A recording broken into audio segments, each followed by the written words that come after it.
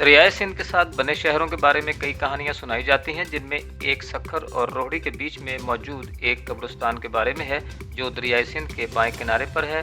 अमूमन कब्रिस्तानों को अच्छी हालत में नहीं रखा जाता है, लेकिन इस कब्रिस्तान को इसकी इंतज़ामिया ने इतना बेहतरीन बना दिया है कि आम दिनों में भी यहाँ लोगों का हुजूम रहता है। यहाँ आने वालों में ज़्यादातर तादाद सिंध और बलूचिस्तान से आने वाली ख़वातीन की होती है, जो जौक दर जौक यहाँ आती हैं। इस जगह को सतीन जू आस्थान या 7 बहनों का आस्थाना कहा जाता है। इस कब्रिस्तान के बारे में कई कहानियां मशहूर हैं। लोक दास्तान के मुताबिक यहाँ पर 7 बहनें रहा करती थीं। एक दिन उन पर राजा दाहिर की नज़र पड़ गई और उसने फ़ौरन उन्हें उसके सामने पेश करने का हुक्म जारी किया। बहनों ने अपनी हिफाजत के लिए दुआ मांगी। कहा जाता है कि दुआ मांगते वक्त बहनों ने जहाँ सर रखा वहीं ज़मीन फट गई और 7 बहनें गार में धंस गईं। एक और लोक कहानी में बताया गया है कि ये 7 बहनें अरब कमांडर मोहम्मद बिन कासिम के काफिले के साथ आई थीं, जिसके बाद उन्होंने इस पहाड़ी पर क़याम किया। कुछ कहानियों में बताया गया है कि ये बहनें मोहम्मद बिन कासिम के सिंध आने से काफ़ी अरसा पहले से यहाँ रहती थीं। 15वीं ईस्वी में बखर के गवर्नर मीर अब्दुल कासिम नमकीन ने इस जगह को महफूज करने का हुक्म दिया था, जिसके बाद इस जगह को सजाया गया। यहाँ पर अब 7 से ज़्यादा कब्रें मौजूद हैं, जिन पर ऐसी मुनफरिद नक्शो निगारी का काम किया गया है जिससे लगता है ये काम मुगलिया दौर में हुआ होगा। गवर्नर बखर की कब्र आज भी यहाँ मौजूद है। इसी तरह यहाँ के निचले हिस्से को मेहमानों के लिए मखसूस किया गया, जबकि उधर से सीढ़ियाँ ऊपर की तरफ जाती हैं, जहाँ जाते हुए बीच में गार आता है, जिसे 7 बहनों की यादगार के तौर पर रखा गया है। यहाँ पर बच्चों को सुलाने वाले झूले हैं और दीवार पर लोगों ने मन्नतें मांगने के लिए चूड़ियाँ और धागों का इस्तेमाल किया हुआ है। इस गार में औरतों के अलावा किसी और को जाने की इजाज़त नहीं। यहाँ पर मौजूद एक खातून ने बताया कि वो बचपन से इधर आ रही हैं। मैं इधर आती रहती हूँ। मुझे लगता है कि मेरे यहाँ आने का मकसद यही है कि मेरी तमाम तर दुआएं कबूल होती हैं।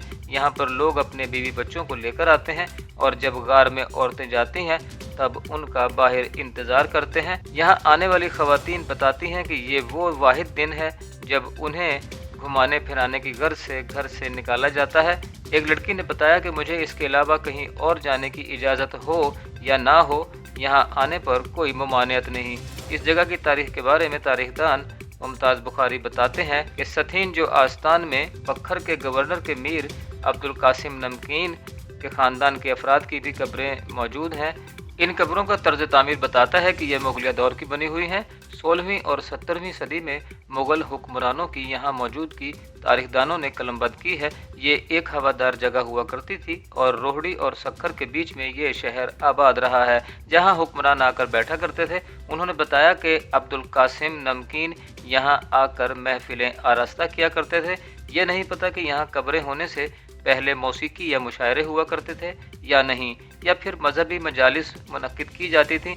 लेकिन बहरहाल इन महफिलों का तज़किरा कई मुसन्निफ़ों ने तारीख़ की किताबों में किया।